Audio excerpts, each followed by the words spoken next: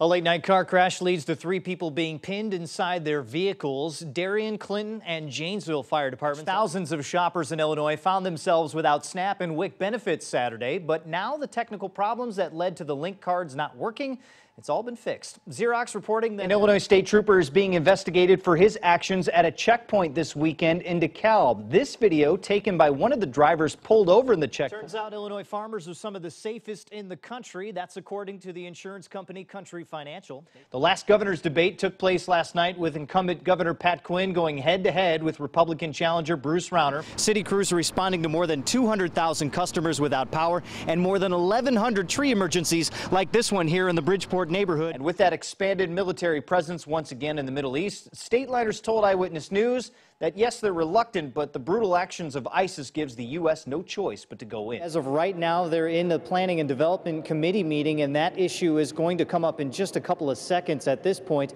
and it's going to be tabled. They want another week to take a look at this proposal. It's the first time in Illinois history that you'll see a ticket on the ballot, and that's allowing candidates to take on statewide issues 2 at a time. 3 fatal accidents in 3 days, highlighting a deadly 4th of July weekend on state line roads. The most recent football players are creatures of habit, and routine is crucial. When you have a week off in the middle of the season, it's very unusual. On the field, Harlem and Belvedere North will face the same challenge of not being challenged on the gridiron. But off the field, the financial ripple effect from Jefferson is being felt even more in Boone County. Nick and Mimi, when you think of collective bargaining agreements involving schools, you think of teachers and you think of students. But what about the food service workers or even the janitors or maybe even those folks that drive the big yellow school buses behind us? Well, they want a fair contract, and they say the Rockford School District isn't giving them a fair shake. Actually smashed right into this SUV. You can see some of the damage that still remains. This person actually bought this car just a couple of days ago. One neighbor speculating that they came to a stop because this street comes to a dead end. So the guys got out of the car, they took off on foot, and they started heading north on Park Ridge, one up the street, another towards the river. Kenny Rogers' song The Gambler had one distinct verse that you all know. No one to hold 'em, no one to fold 'em. But for 2 communities right here in Winnebago County, clearly people playing the slots have no idea. Eyewitness News reporter Matt Rodewald is live in Loves Park tonight with the latest. Matt? Nick and Mimi, it was pretty scary for some out here, but it turned out okay as the neighborhood tonight breathes a sigh of relief. Police did not find any suspicious package here in the basement at Hope and Anchor Pub. Roads are open, people are back in their homes, and the business is back to normal inside the bar, but it sure made for an interesting Tuesday.